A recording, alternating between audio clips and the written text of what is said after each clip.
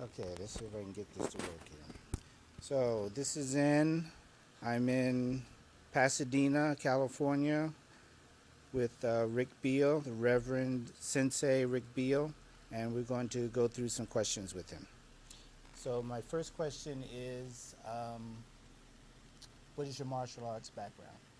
Oh, it's long. I started 6 years old, Mm. just Okinawan karate. And my first teacher, actually Chinese guy, Young Soo Ho, he never called it anything. So you can call it whatever you want, I guess. Okay. He just trained us. Mm. But kind of Tai Chi, Qigong, Karate. He trained a lot in Japan. Chinese guy that trained in Japan. Never named it. And then I started doing karate after that. Okay. Okay. Yeah, I had kind of the same thing. I was with a guy for a long time that didn't have a particular name for the style. I think I picked it up in. I started studying in college, and he was the gym instructor, and he was teaching karate on the side. Right, there's some kind. There's obviously a karate. I called it wushu later, only because he was Chinese. It was. I saw karate here.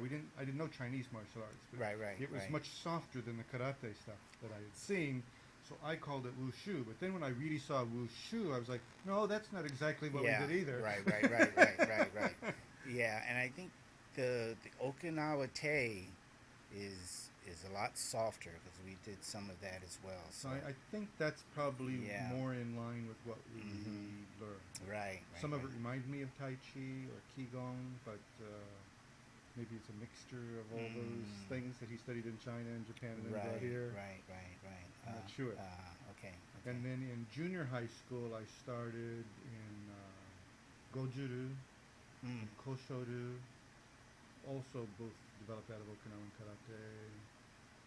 And then I did a little Tang Sudo, a whole little variety. And then I kind of started focusing on Japanese martial arts, Okay.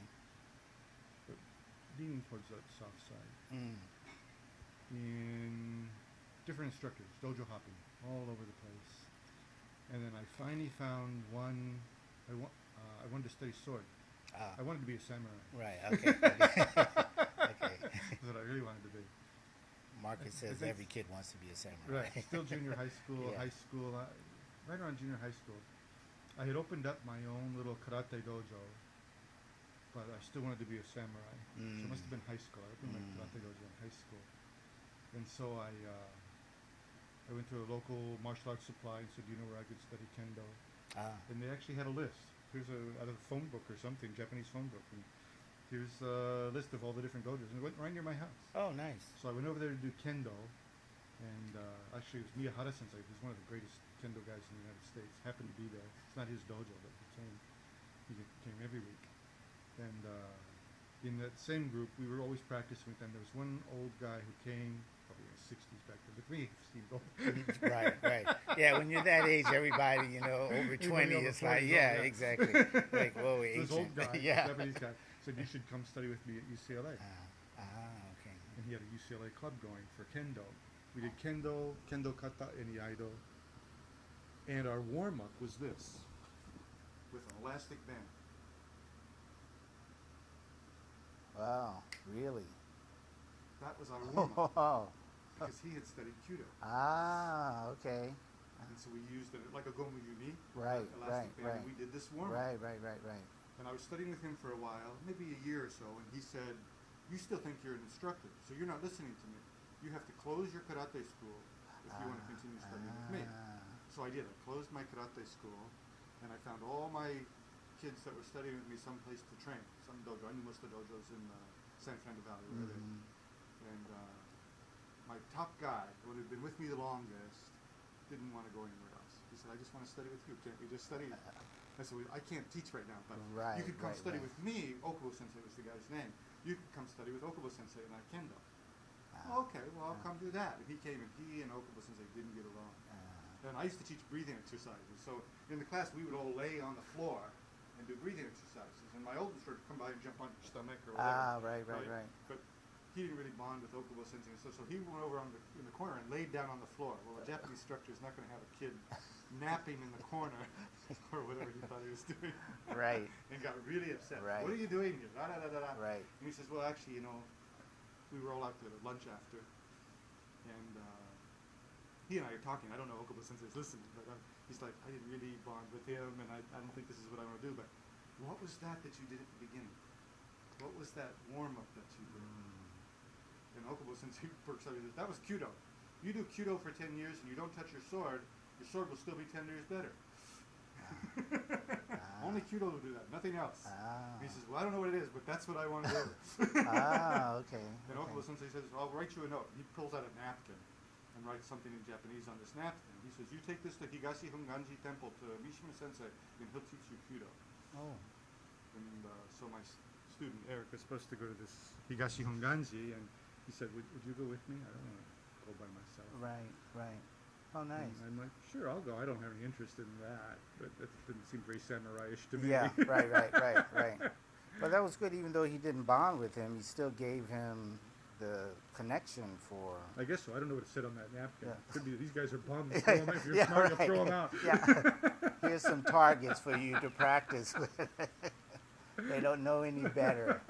That's right. But we went, and he lasted about 3 or 4 months and never came back. That was in October of '83. I'm still here doing Kyudo.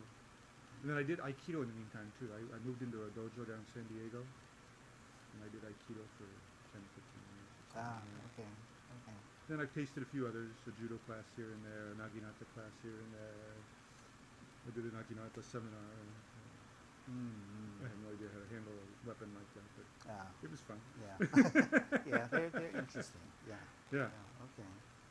And then So later on, you martial got arts involved with the Shaolin and the Tai Chi. Well, that came from the first guy, and then I continued to practice on my own. Okay. And then, I don't know, just a few years ago, I hooked up with this particular group. Maybe I'm in my 3rd or 4th year. Oh, okay. So that's really actually very recent that I've rekindled that in a formal way. I've always done the 108. I used to teach the 108 to my mom's women's group. Oh, okay. So I've always done it. You've been at that one for a while. Right. So that's been my whole life, really. I've been doing Yang 108. I just didn't know what it was. Okay. Yeah, it was part of our early curriculum. Each teacher's a little different, though. Right. I find myself getting lost sometimes because my body remembered it differently. And I'll turn one way and it's like, no, I'm lost. Right. Where's my notes? Yeah. Because we do it a little differently. But I like the way my current teacher does it. I went to another guy around the corner here, almost across the street, and I thought, I'll run over there and study with him. He's kind of expensive and way too fast for me. It was not Yang. In all different forms. And he would do the form. He says, okay, now everybody else do it. It's like, well, shoot, I didn't learn it. But I know how to move pretty well. Right. So he'd say, Ricky, I know you know it. I just saw you do it. So you show them how to do it. And I'm like, I have no idea what we did. I'm just following you. Right. I was just following you. No, you've practiced it before. I can see it when you move. I'm like, I have no idea. Don't know the first move. Okay. Do Yang 108, I can follow it. Right. No problem. So was this like a combination fast and slow? Our current teacher does all different speeds, even sometimes within one form. We'll start out slow and pick up speed, and then slow down a little bit and pick up speed again. He says you should be able to do it in speed. Right. Slow or fast. Right, Sometimes right. really slow, sometimes really fast. He says don't get stuck just on slow. Right. Well, Sisok, when he teaches, he'll say, especially when he teaches the 24, is that you should be doing it relatively at an easy pace to warm up. Then do it a little bit slower, and then do it really slow. So you're going through the 3 stages of it, and you take different That's a good way to perspectives polish on it, it. I bet. Yeah, exactly. So, and I have my students now, when they ask me, well, how should we practice it? You do it this way. You do fast, you do medium, then you do really slow. In class, we do kind of medium, but you should be doing it actually slower than what we do it in class, because that's where you get the benefit of it. Right. Because you go too fast, you can't, you hide stuff. Right. You hide stuff. That when you do it slow. It's the main reason we do Yes. Judo at our pace. Right, So right, right, nothing right, is right. hidden. Yes, exactly, exactly. And when I explained it to them like that, they're like, "Oh, yeah, okay, I see, I see." Yeah. Okay. Interesting. So Judo now has been early 80s, but when I start, if you count my warm-up with Okubo Sensei Right, for a couple right, of years, right. you could probably do February of 82. I think is when I started with him. Okay. So next year would be my 30th year Wow. in Judo. Okay. Yeah, it's funny. You have to when you do stuff for that amount of time, you don't think of it in numbers anymore. You have to really think back to. Yeah, I think back to the date and what right. is the next and then, date? Yeah, and then go. Then, oh, okay, da da da da. Because people have asked me, well, how long have you been doing kung fu? And Yeah. Well, and then of course, how do you count it? right. From which Yeah. teacher at what Right, time? right, should, right. should I count my Young Soo Ho back in 1966 to today? Well, that's 40 some Yeah. 50 years. I Right. don't know. Yeah, exactly. You know, so what do you mean? So what I usually use today is just when I started with Kosaka Sensei. They say, because usually what they're asking about is when did you start Judo? Ah, And I'd say, well, I had another teacher, but I started with my current teacher in October of 1983. okay. It's long enough for Yeah, anyone, yeah, right? yeah, So sure. they just want some, what kind of authority you Right, have to be yeah, teaching me is the exactly. real question. Exactly. You know, especially since I don't have Renshi. I need to take right, taken a Renshi right. test. So, especially for me, what makes you qualified to Yeah, teach us? what gets you disqualifications. Yeah, Right. exactly. And you know, especially when there's so many masters out there running these 20-year-old schools. masters. Exactly. I was one of them.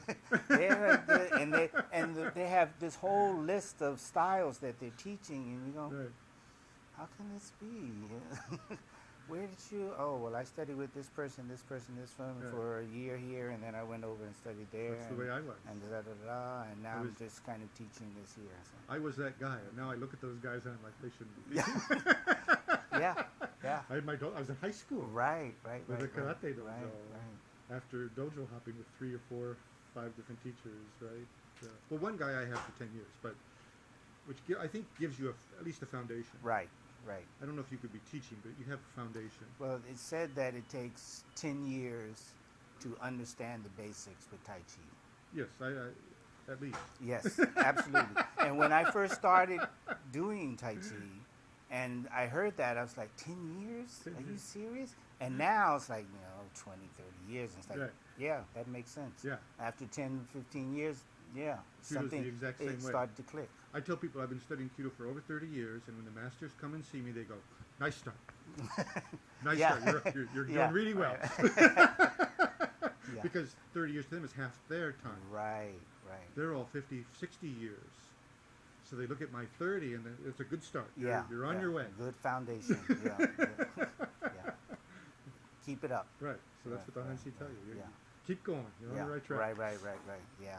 And you go, oh. And we okay, think then. 30 years Right. is a master. Right. Yeah.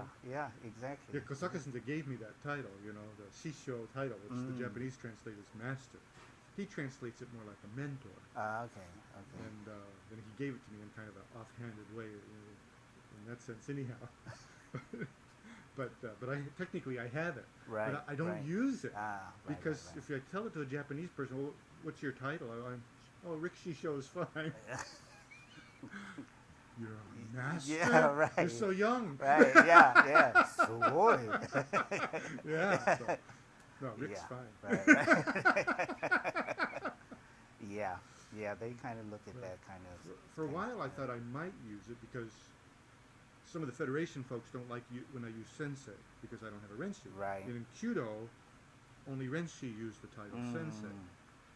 So somebody, in fact, on Facebook, people are calling me sensei all the time, and I don't think it was Earl. It was somebody else who was kind of critical about those kinds of things, and said, they shouldn't be calling you sensei. And I said, I'm sure it's not because I'm of Kyudo. They call me that because I'm a monk. Right. That's why they call me sensei. I'm a Zen monk, so they call me sensei because of that. Right.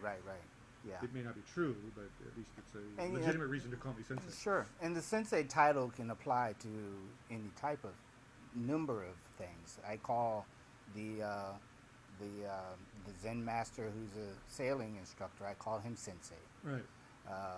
When you're dealing with the doctor over there, you say sensei, da da da da. That's right. Professor, sensei, da da da da. Or the most common is either a teacher or a doctor. Right. These are sensei, right. and that's just their title. Yeah. And a reverend too. Right. We call a reverend at most of these temples. We call him sensei, and he doesn't. He seems fine. So. Yeah. That's what most of the people sensei. Either they call him reverend or sensei. Yeah. Yeah. Right now at our temple, we call him Osho because he has that title and he likes it. So we use that for him. But usually it's just sensei. Okay. But in Kyudo, as you know, there's especially Federation. Has made a specific designation. Right. You have this title Renshi. You passed a certain test. Right. And now you're a sensei. Yeah. Although I've had other people who are sensei come and call me Rick Sensei, but I think it's just to be polite. I've been teaching Kyudo for 20 years. Yeah, exactly. Yeah. They're only the Japanese ones. The Americans won't do it. Right. The Americans will not call me Rick Sensei Okay. if they're a sensei themselves. Ah. If they've earned Renshi. Right. With a couple of exceptions. Okay. Yeah, I understand. Because they've earned that. Right. And they feel that by calling me sensei, it diminishes their accomplishment. Right. Yeah. Exactly. I really don't care. Yeah. they don't want you to be on the peer level with them after they put that amount of effort into it. Here I haven't even bothered to take the test. Yeah. Why should I get the benefit of the title? Yeah. Exactly. Right. So my students ask me, what should you call me? Rick is fine. It's just a title. We had when I was studying. This is LA. When I was studying with my other seafood, we had another seafood come by and was talking with us about something or another, and he says, it doesn't matter if you call me seafood because it's supposed to be an honorable title, but you can say seafood respectfully, or you can say seafood like go screw yourself. So it's just it's just a label, and in our Chan practice, it's just a word. It's just a label for something to give it some kind of meaning for whatever circumstances. We try to put things in these categories. Yeah, exactly. That's part of our nature. That's a nice short answer to your question about what's my martial arts Yeah, background. that works. That works. You might have to summarize that. Well, it's shorter than what my classmate. So when good. I was out in Las Vegas interviewing him, he was like going through this whole thing, and this one, I didn't this want one, to this give you all one. the lineage thing, so go on for pages. So let's see. The next question is, what's your Zen background? Do you mean Buddhism or just Zen? Both. Because as you may know, Kosaka Sensei, my original Kyudo teacher, is a Shingon priest. Right. The first I priest remember reading ordained that at Hagyuji Temple in Japan under the current abbot. So he doesn't specifically teach us Shingon Buddhism, but I was his roommate. I was with him several days a week for the last 30 years. Even now I might go see him, on Tuesday evening or something, go by his office. So even though we have separate dojos and separate groups and whatever, I still go study with him periodically. So that gets absorbed in the practice to some degree. So, and I even have a name. Kuren is my Shingon Buddhist name. Oh, okay. But Zen is really, it was funny. I wanted to grasp that aspect of our Kyudo practice. So I found a Zen temple where I could we meditated in our class, so I wanted to meditate every day. But Kosaka Sensei doesn't meditate every day. Okay. And we were no longer close by anyhow. So I found this Zen temple by the house where I could go meditate. My purpose was just to go meditate every morning. So that's what I did for the first several years, is just go there every morning at 6:30 and meditate to 7:30 and chant for an hour. Oh, okay. Chant, right? And that was my practice. I had no intentions of being a monk or anything. I just wanted a place to meditate every day. And to me, that was part of my Kyudo practice. But after a while, when I went to Kosaka Sensei, I said, I'm doing that to enhance my Kyudo practice. Kyudo has nothing to do with Zen. It's Shinto. I'm like, okay, where do I go to study Shinto? Well, there's really no place in Los Angeles to go study Shinto, although I did find a place in Hawaii that he doesn't teach Shinto, but he's helped me with a few ceremonies and things like that that he's allowed me to do. He even sent me, I did this one purification ceremony he taught me. And then he says, "Now you can do that whenever you have a environment or circumstance that needs purification. You can do that ceremony." I was like, "That's great." And at the time, we wore this outfit and we had this hat, boshi, boshi, and I said, "Gee, it's too bad I don't have that hat." When I arrived home, the hat was in the mail to me. Oh, wow, nice. Okay. And the shrine. Did you see the shrine? I didn't see that.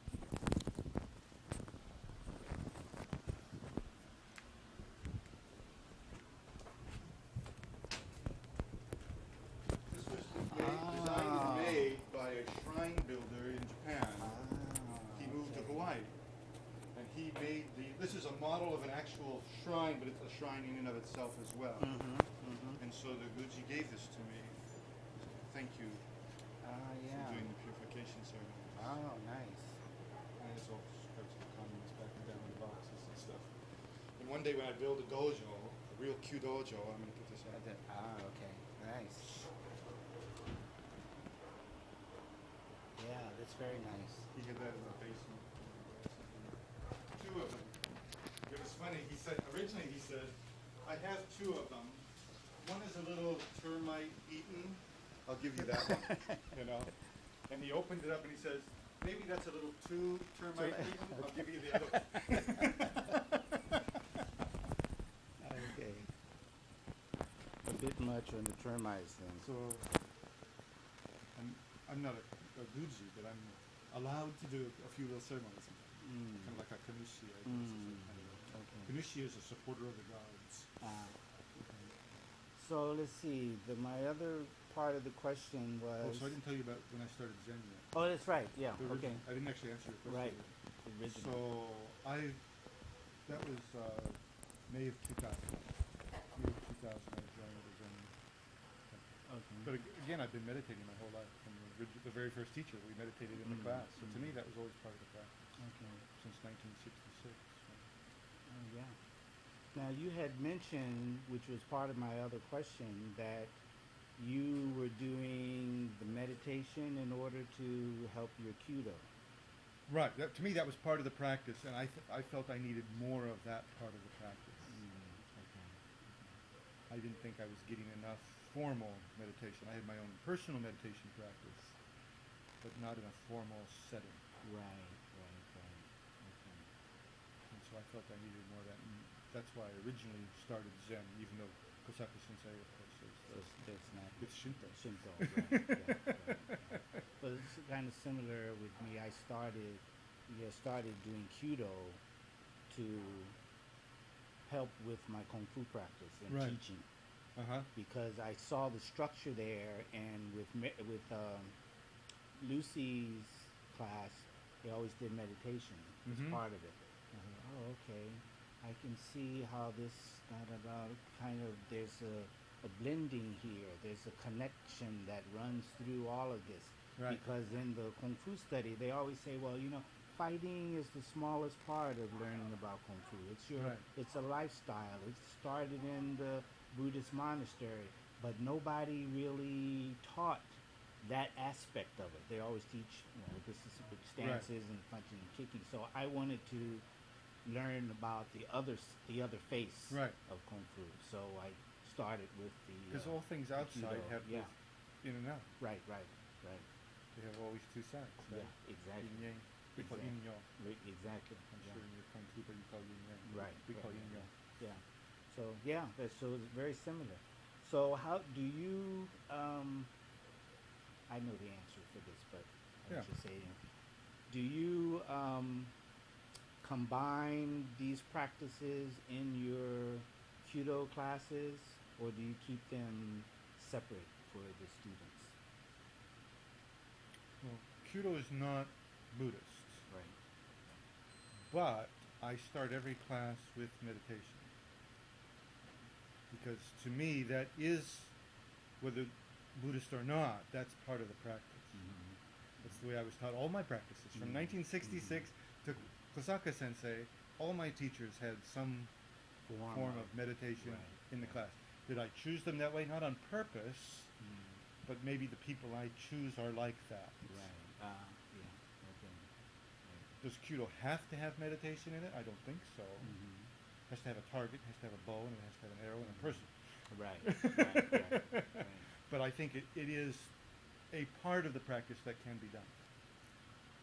And probably has always been done by someone at some time, from the very beginning of time. But I think that you need to have it in some form or another in order to settle your mind and connect the mind with the physical being in order to have this one unit. Some people can do it with Kyudo alone, Mm-hmm. but I think for most of us it's difficult. Mm-hmm. And that to have something like meditation really settles that aspect and makes it easier to learn, makes it clearer to learn. Right. And most of the students seem to really appreciate that opportunity. I can see the difference between our class where we do that and other classes where they don't have it, and the difficulties that arise because of that. Right. But it's all Kyudo. Yeah. Right. And I was on my way to, where was I going? I was going to Kyudo practice last week, and I was thinking, You okay, don't even know which class in you're the, headed for. I know that just I'm going somewhere, and it just kind of all blend together. And I was started thinking, okay, I need to da da da da, and while I'm driving, I get myself into this frame of mind. And then I was thinking, well, this is kind of like going to. Actually, I wasn't going to Kyudo. I was going to do my Kung Fu class. See, you don't know. And I was thinking, this is like getting the mind settled in to go to practice Kyudo. And I think, oh, yeah, and Tai Chi and the mindset, it can be done without doing it, but it's really, you're putting yourself into that meditative stage when you're doing these. And so it came to me that, okay, the Kyu Home Tai Hai and da da da da, that's like Tai Chi, except it starts when you pick up this bow and you're entering the dojo and you're going through this whole thing, just like you're doing the opening breathing when you're doing your Tai Chi. Mm-hmm. So all that constantly your mind is centering, your body is centering, everything is connecting. So by the time you actually come to the shooting part of it, you're already in that state mentally and connected with your body. So same as going through with the Tai Chi, you're doing the form, especially the 108. Right. You're constantly centering. By the time you finish, calming. something has happened to you. Yes, exactly. And so even when we're doing Kyudo and we shoot, we do the release, it's not the end. It's just that particular cycle, because you're going into another cycle from The there. biggest thing we're working on in the dojo right now is everybody seems to release and have this either a gap or a wobble in their mind before the zanshin, in between the hanare and the zanshin. And I think it's because when we release, we think we're finished. Mm-hmm. Right. The string has gone, so we must be done. Mm. So the first mistake is we shot it, and that leaves us open for this gap, break, wobble Right. in our focus before zanshin happens. And I think it's why in most schools today, federation schools, they have the hasetsu rather than the 7 coordinations, and actually name the zanshin at the end, because that's where we lose it the most. Mm. I understand the idea might have been to not name it because it's throughout. Right. So don't name the zanshin at the end because it's throughout the whole thing. If you name it at the end, you forget to have it without. That's probably what happened. Right. But the reason they probably have it at the end, I don't know, it's done so long ago, but that's the most likely point to lose it, after the release. And probably the most important spot to have it. Right. So we lose it at the most important time Right. Yeah. because we think we're done, but we haven't put the bow back yet. Exactly. There's still more out there to go through. Right. I think it's why in the Federation they emphasize the leaving the dojo so much. You can fail your Shodan test by leaving the dojo improperly. Yes. Right? You can miss the target and pass, but if you mess up the departure, That's it. you could fail. You're toast. And I think it's one of the reasons Yeah. why. It's because you didn't have that zanshin. Right. You thought you shot and you were done. I can understand why the entrance is so important, because you can mess up other people. And just like in the Zendo, the most important thing is not to mess up the other people. Right? Okay. And so don't mess the others as you enter. But why the exit? Nobody's You're there by yourself. Right. I think that's why. Yeah. Only the hunch, I'm the hunchy, Right. but it's probably one of many reasons. Probably And 108 reasons, but that's I one of them. noticed that in Japan. I was watching them, watching everybody who left. And even when we were testing, there was always one who watched. Right. His the job is exit. to watch the exit. And I could At see it. every level. Yeah. They're like, Renshis, Kyoshis, taking their test, and how is their exit? really? Okay. So it's continuing. There always Somebody watches watching. the exit. Okay. Isn't that interesting? Yeah, it is. To me, out of there are probably, again, 108 reasons why, that's probably one of them. It shows that you didn't just shoot it and then think you were finished. Right. And I've also heard about someone who failed their test because after they finished doing all that, and even they left, right, they disrespected the bow by just kind of tossing it to the side or putting it on the ground or something I like that. hadn't heard that one, but I had heard of people who lost their posture. They already exited the dojo, and they were walking down the hall, and they dropped their done.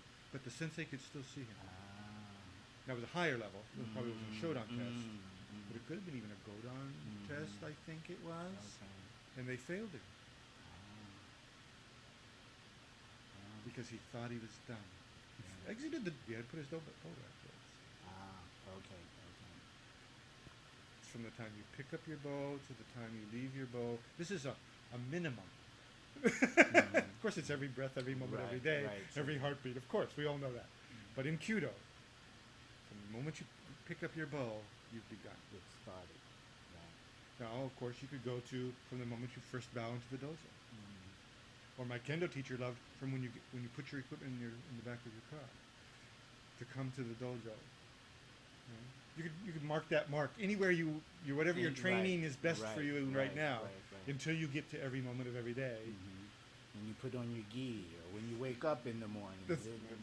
Wherever you need to draw those lines for your practice today. When you're first intent, whatever. One of these things that's when it begins. Kosaka Sensei has a wonderful lecture he does on time and space. And he gave this lecture in this hall one time. And of course in the program that talks about him, it says, well, he's a Buddhist priest, and he's the head of the JCC gallery director, and he's a husband and a father, and he's a flamenco guitarist, and a Kyudo teacher. Listed all these things about him. And one, he says, does anybody have any questions? And one woman raises her hand and says, I have a question. She says, all these aspects of your life, how do you balance that? And it was the first time I saw him confused, saw him perplexed or puzzled by one of these questions. Usually he shoots back at some really sharp answer to that's their ego talking or whatever it was, right? But he looked confused. I'd never seen it before. And it was probably only a few seconds, but for me, because I'd never seen it before after 25 years or whatever it had been at that point, this little light bulb goes up, bing, and he goes, oh, I see, you separated them. Right. Yeah, good point. Because I've had people that have said, well, you do this Kung Fu, and you're doing the Kyudo, and you do your this and that, and your ceramics, and your sailing, and da-da-da-da. How do you do all that stuff and keep them, I said, there's no difference. Exactly. They're all connected. Yeah, it's all the same thing. It's just a different viewpoint of it. So our life is our life. Right. Whether we're picking up a bow or a boat or a plane or a car or a friend or whatever relationship we're involved in at this moment, it's just these evolving relationships of every moment of every day. One of them that some of us have chosen to do is the bow. This relationship between us and the bow and the arrow and the target. Right. So Kyudo is just another expression of the oneness that we are, because we're not just one-dimensional people. Right. It's part of our life. Yeah, exactly.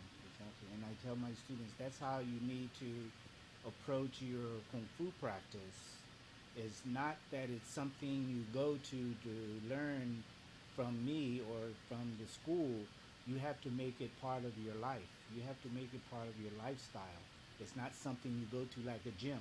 It's something that you incorporate in part of your who living. you are. Exactly. That's the way you make advancements. Makes it the most valuable. Right. So everything you do, once you take that understanding with you, everything you do becomes training. That's right. Everything is practice. But there are some practices that really almost do it to you, whether you like it or not. And I think Tai Chi, yoga, Judo, hiking in nature, Right. these kinds of things tend to harmonize you whether you want to be harmonized or not. Yes. You can use anything to harmonize, but some things use you. Right. Right. And I think those, not just those, but things like that Right. tend to do that to us. Yeah. And I like those. Yeah. And I found that with sailing. I've made lots of Sailing is comparisons. a wonderful one. Because you're with nature and you have this, you need to be in touch with the wind. You need to be aware of the water. Whereas you have this boat, it's like holding a bow or holding a weapon in Kung Fu. But you have to make all of those work together and have to be harmonized with it. That's right. That's right. I think another one, of course, is like rock climbing. Mm-hmm. Some people have told me rock climbing is Zen, and I haven't done much rock climbing. We did rappelling and stuff in the Marine Corps, but not really rock climbing. Right. But imagine a guy with just his gloves and his shoes and going up those face. Yeah. There's something about that kind of practice, or spelunking, where you're going through caves. These kinds of things in nature, where you really have to be aware, Right. mindful. Right. So, is that a Zen practice? Kind of. The guy doing it may not think he's doing Zen, but he's being mindful. Right. He's being where he has to be. Does he go deep enough to really call it Zen? I don't know. Even if he wants to, maybe it's not. But they borrowed part of it. Yes. Right. They borrowed a piece of it, that awareness, that mindfulness. That in the moment, being in the present. That is and absolutely necessary. Absolutely necessary. Yes. In those conditions, yes, right? Absolutely. So it's a kind of a Zen practice, and Judo can be like that. Right. It's a wonderful practice when you do it like that. Yeah. And the Zen master that the sailor in Japan, he's taken up tea ceremony with his wife. Another one. And he is on his blog. I've gotten a couple of references to the sailing and the tea ceremony. Sure, because that's who he is. Yes, exactly. You can do it with baseball or golf or whatever. Right. Now, I'm not sure that baseball and golf do it to you, but you can certainly put it in. Yes, right. Where sailing, I think it almost something would happen to you out there on the water. Yes, it does. Yes, exactly. And we were in Vegas together, and we were doing a conference, and part of the talk was about Zen and sailing. So I did a bit, and he talked some on it, and we were surprised at how much interest there was in that. Well, Zen itself is so popular these Yeah, days. yeah. I've started calling my class Zen Archery. The Federation people must be horrible I'm sure. at it. Me calling it that. But that's the kind of thing people have in their minds. Right. And I'm a Zen monk, so now I call my blog American Zen Archery. But to me, there are three things. I'm an American who practices Zen and Japanese archery. Right. But to me, as my person, they are blended because I haven't separated anything.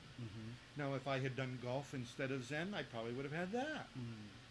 Because I would have incorporated how I tee off with how I hold the bow, or how I hold the club, and how I hold. There would have been some similarity because the human body is the human body. Exactly. And our mind is our human mind, our lives are our lives. So whatever it is we've done a lot of will get incorporated into what else we're doing a lot of. Yeah, exactly. I have some of the students that I teach sailing to. I give them aspects from the Chan practice. Oh, we're going to do this drill to help you be aware of the wind. We're going to do this drill in order to help you be aware of the water and the motion on it. I want you to sit here and close your eyes and just feel what's happening. Feel what's happening around you. Listen to the water. And we're out sailing. Okay, want you to pick that spot over there, aim for that, and then feel around you, feel how the boat's moving, the wind, and then close your eyes and try to maintain that course. Wow. And they really enjoy that. Well, these are good practices. Yeah. These things enhance our lives. Right. And that's what people want in the first place, Mm-hmm. right? They either want to escape from something they don't like in their lives, or they want to enhance their life, or they're hoping for both. Right. And again, some of these practices do all of those things all by themselves. And although I don't have the experience of sailing, I'm sure it would be included. Yeah, yeah. But what I do is I walk, Right. and I do Tai Chi and Yeah. yoga and Judo. Yeah. And I've chosen those specifically because they tend to do those same things, enhancing my life while drifting away all the other aspects that maybe I don't want. Right. So you polish the things you want and you let go of the things you don't want. And that's what these practices do. Yeah, yeah.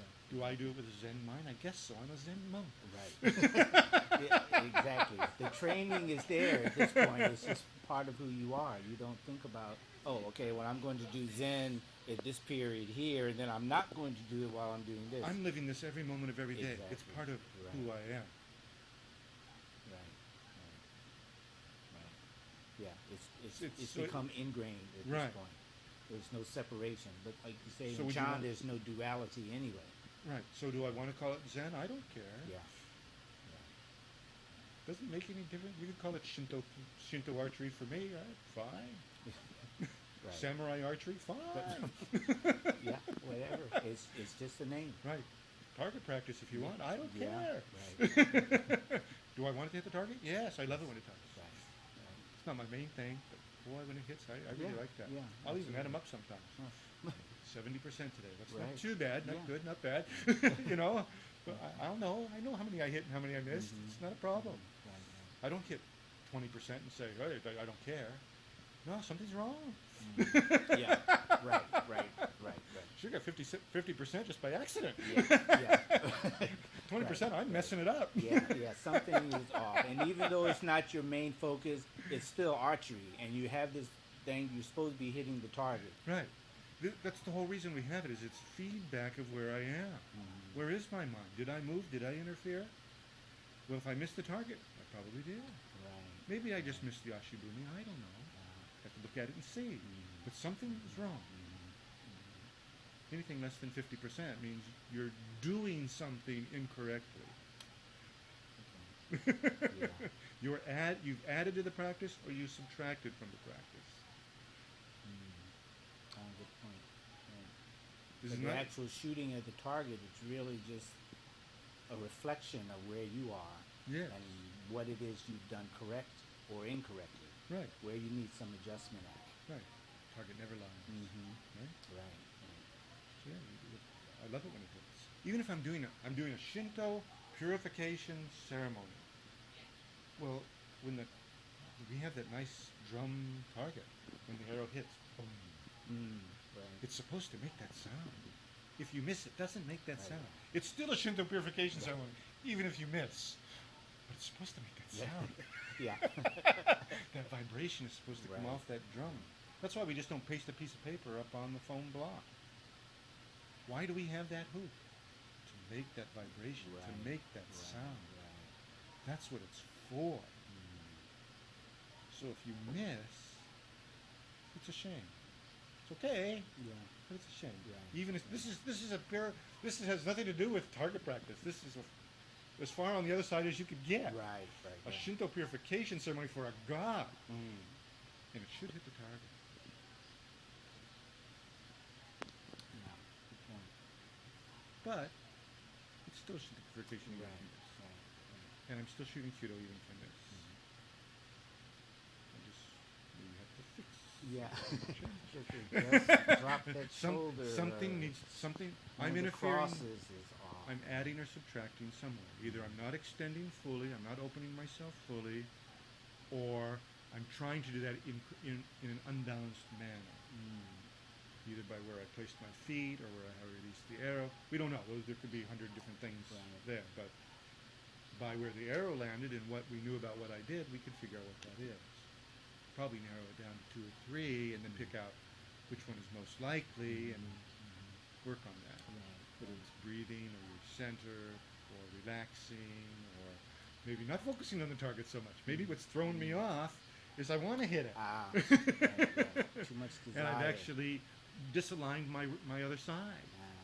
Because in Kyudo we have the target you can see here on my left arm, but on my right arm there's another target I can't see. And if I forget about that one and I'm totally off balance, this side of the body can move incorrectly. And when this left side of the body moves incorrectly, I'm going to miss. Because it's not balanced by the other side. And of course, the only way to do that perfectly is from our own center. We'll talk about a Zen practice. Yes. Finding Yes. our center Right. and extending fully from that Right. center. Because, why in Zen? Because you can't sit long if you don't. Mm-hmm. True. Yeah. You can do a meditation with your third eye. It's a nice meditation, but there's certain things it can and can't do. But the meditation from your center, from your Tanzen, as we call it in Buddhism, Japanese Buddhism, you have no choice but to be correct. Yeah. I love those you have no choice.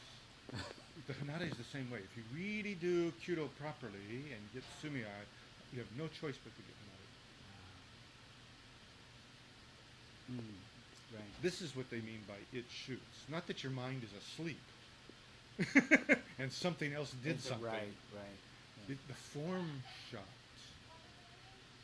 So similar to the shooting is the result of this flower opening, and the hanare is the. But if you didn't plant the open. right seed, if you didn't Nurture give it. it the fertilizer, if you didn't water it, make sure it got the right amount of sunshine and shade, it's not going to blossom. Right. You could relax all you want. Your mind could wander off into unconsciousness all you want. That flower will not blossom. Right.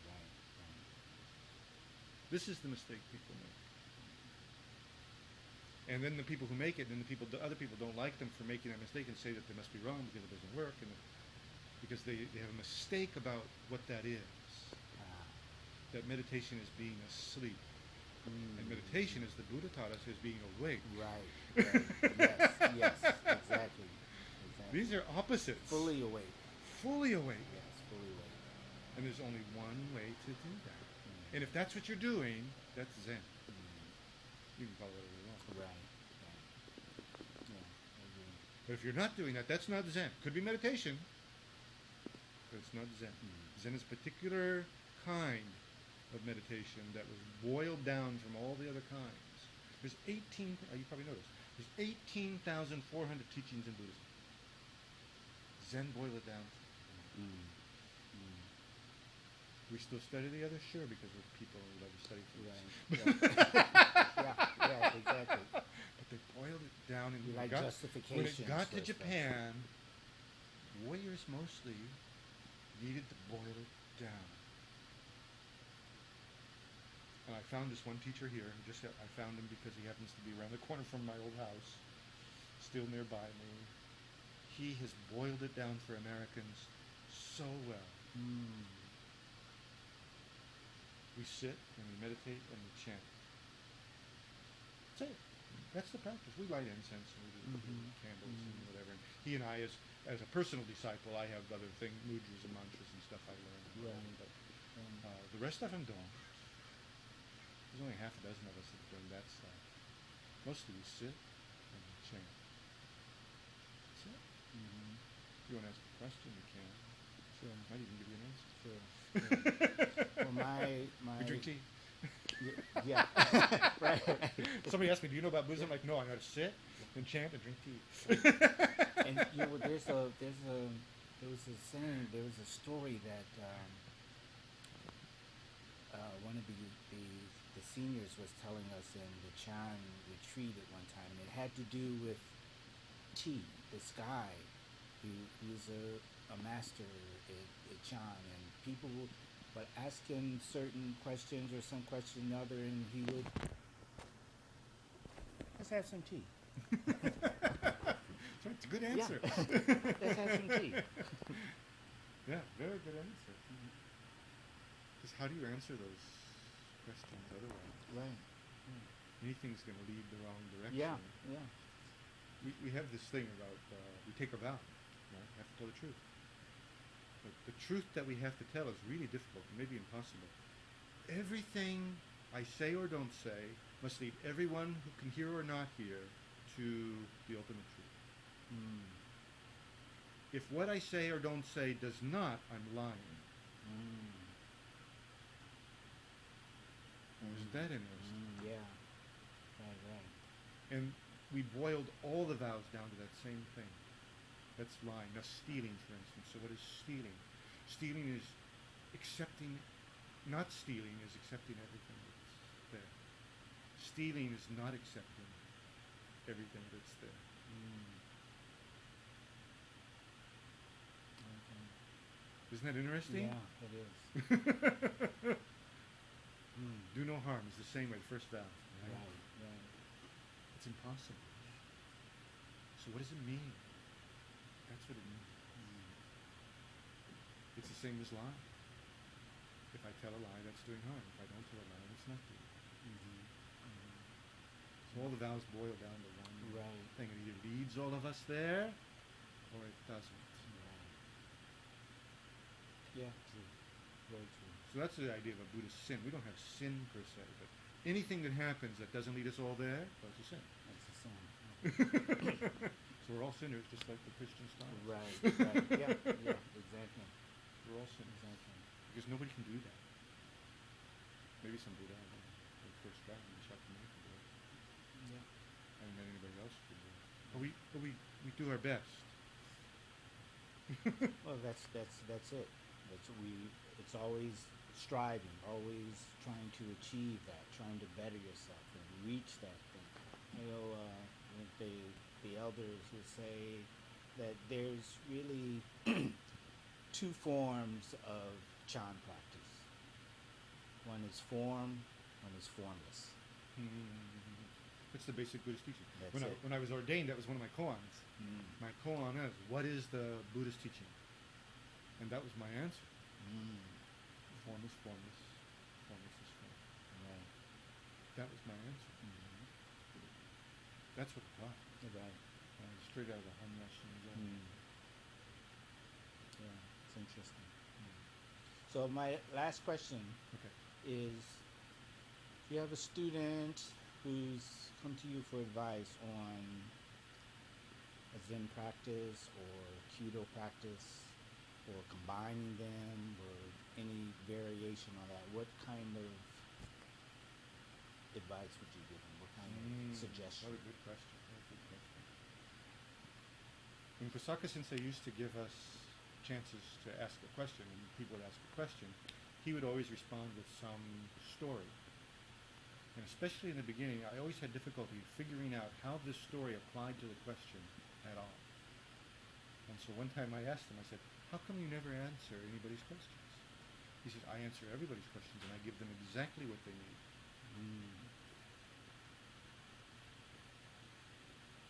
So similar to the parables from Jesus. I guess so. Yeah. So I vowed, when I started teaching, he gave me a dojo to teach, I would never do that. If somebody gave to me the question, I would answer that question as clearly and precisely and specifically as possible. I think Sensei had it right. Yeah. Right. And now when he tells a story, I usually understand why he told that story. Oh, what a great... That's the perfect story for for this instance. Yeah. I know exactly why he told that. But 20 years ago, It wouldn't have made sense. I listened to that and I'm like, boy, he's mean. Yeah. Right. Not wanting to draw us off into some story. And I love the stories. I memorized them all. But why didn't he just answer the guy's question? Right. But I understand now. I still try to answer the question. But I understand why he does it the other way. To do it my way, you may be leading them the wrong way. Yeah. That's It may not be helping them as much as I think. Right. As much as the student thinks I'm helping them. The student likes my answer. Yachi is like, oh, you talk too much. And the students love it. But I talk too much. Okay. Yeah, but I can understand that because what it is you're giving them this answer, but you're just giving them your interpretation of it and how you're looking at them. They need to open their mind and see it from different angles. One of the problems we have with mirrors and video cameras. I had a fellow that he wanted to videotape every time he shot so he could look at it and correct himself. Great idea. Except for he was not developing the internal eye. He was not able to see inside how everything was lined up. So when I was asking him a particular elbow in a particular place, he would go, okay, so this one goes straight in line with the target. So there's the target right there. Got it. Well, now it's straight in line as far as he can see. But that's not the eye I want him to use. I want this eye. And it goes there. And he says, no, but I'm looking at that. Looks like it's going way back there. But it's not. Because it's going from the center of your body here. It's going that way. So then he starts to go back here because he thinks I want to go. Because he hadn't developed the internal mechanisms for looking at that. You have to have both. And maybe internal 80, 20, 70, 30, internal to external looking. Because that's what we learn in Kyudo. Kyudo is wonderful for Zen. Zen basic is Fukunsei, which is the asymmetry. And if you look at your bow, it reminds us of it every time. 70-30 split on the handle, right? Well, this is exactly the same way. So everything is absolutely balanced, but it's not 50-50. Could be 99-1, 51-49. It's never 50-50. We say we open exactly middle from the middle of our chest, and that's absolutely true. But it's not true also, because I'm not like this. I'm like this. It's not 50-50. I went like this. It feels like 50-50. I am doing 50-50. But it isn't 50-50. It's not, the result is not 50-50. Isn't that interesting? I find it very interesting. Exactly. But because we're human beings, it's always a little, because there's a visible target and an invisible one. There's an internal one, there's an external. And these things set up their own little balances, their own little harmonies that we're just a part of. I find that so interesting. That's why I love Kyudo. And why for me, yoga and Tai Chi are probably healthier practices overall, and are even more so designed than Kyudo was to do those harmonizings that I talked about. But Kyudo's my main practice because it involves all those things like that are intrinsic. All these human characteristics show up in that practice that don't so easily, are not so easily visible in the Tai Chi and yoga practice. I found, thinking about it, when you're doing Tai Chi, you can tell, oh, okay, I'm being yin at this point, I'm being yang at this point, and I'm going back and forth. But it's back and forth, you see. Right? But with Kyudo, I said, Kyudo is kind of like walking that line. It's not really back and forth, it's simultaneous. Yes, it's like right there on It's it. not one and then the both other. At the It's same both time. exactly at the same time with these kind of 70-30, 80-20, 60-40 splits. That this is what gives the variation, is how much it is not 50-50. Very interesting to me. Not just intellectually, but even my body as I practice. There really is no separation in the practice. And if you separate it, it shows up so glaringly. Exactly. Anybody who's shooting the target, you can tell. Anybody who's just involved here and forgot the target, you can tell. That's what I find fascinating. They're both Kyudo to me. You can do Kyudo and you can hit that target and that's all you can hit. You can do Kyudo and you can hit that target and that's all you can hit. You miss that thing every time. They're both Kyudo. I have no problem with that. But they're a little incomplete. You can do a bigger than that. And most people do. I say there's 108 aspects to Kyudo because I happen to like this 108 number, right? So there's 108 aspects in Kyudo. I'm shooting for all 108. But I'm doing it from a very kind of middle point and stretching. Can I get all 108? Probably not. Might not be humanly possible. But I had a fellow who was studying with me, and he says, that's not possible. You can't do it. Nobody could do that. But, his goal was to see just the knock of the arrow shoot and hit that target every time. He can't do that either. But it's a nice goal. He wants to shoot like that every time. I don't want to shoot like that every time. In fact, I don't want to shoot like that at all. I like it when it kind of shoots like this. To me, that's a little more life to it, a little more character to it. I like it to kind of drop down. Maybe even the speed changes. I love these shots. Every once in a while, whenever we go like this, it looks like it's going to miss. It's going to fall on the floor. And it just kind of jumps up and hits the bullseye. I love those. I can see it. Boom. That's opposite of what he's looking for. Right. Is his kudo? Absolutely. Yeah. Is mine kudo? I don't know, but I love it. I love it. But it works for you, so it doesn't matter what kind of lane you put onto it. Doesn't matter to me. But to me, it's kudo. I think it's all kudo. Right. There's 108 aspects. If you don't want to choose all 108, no problem.